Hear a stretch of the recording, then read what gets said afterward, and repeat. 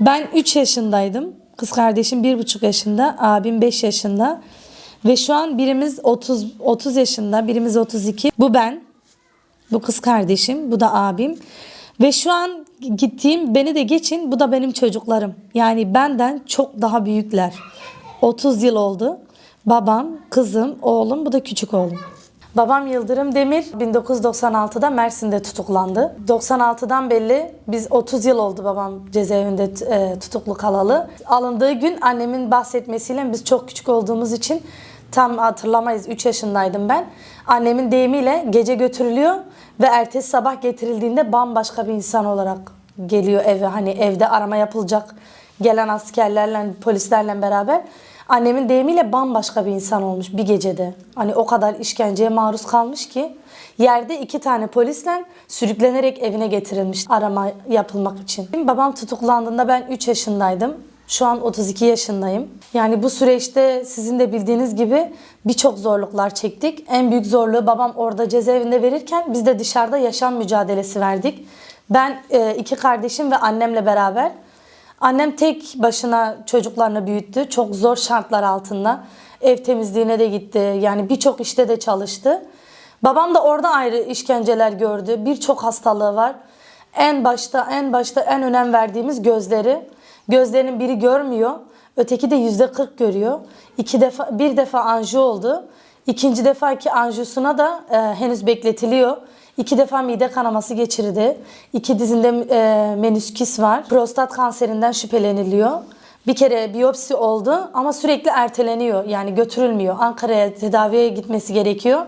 Sürekli erteleniyor. İlaçlar verilmiyor. İleri derecede vertigo ve boyun düzleşmesi var. 2 kulağında da aşırı derece çınlama ve sürekli her gece geçirdiği uyku var. Uyku apnesi, denge bozukluğu.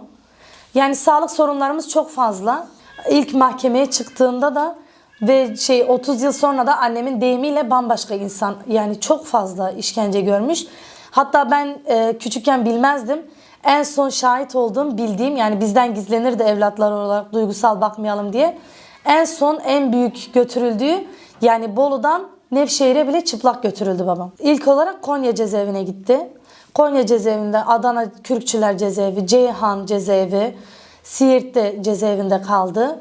Silifke'de Kürkçüler'de kaldı. Nevşehir'de kaldı. Son olarak da Bolu'da. 2016'dan beri Bolu'da. Bu da başka bir işkence yöntemi. Yani psikolojik olarak da bize tek bedenen olarak değil, yani psikolojik olarak da birçok işkenceler yapıldı. Buradan Siirt'e gitmek, buradan Konya'ya gitmek, buradan Bolu'ya gitmek yani bizim için tamamen bir işkence. Babam ayrı orada yolumuzu gözlüyor. Biz burada ayrı maddi manevi kendimizi hazırlamak zorundayız görüşe gitmek için.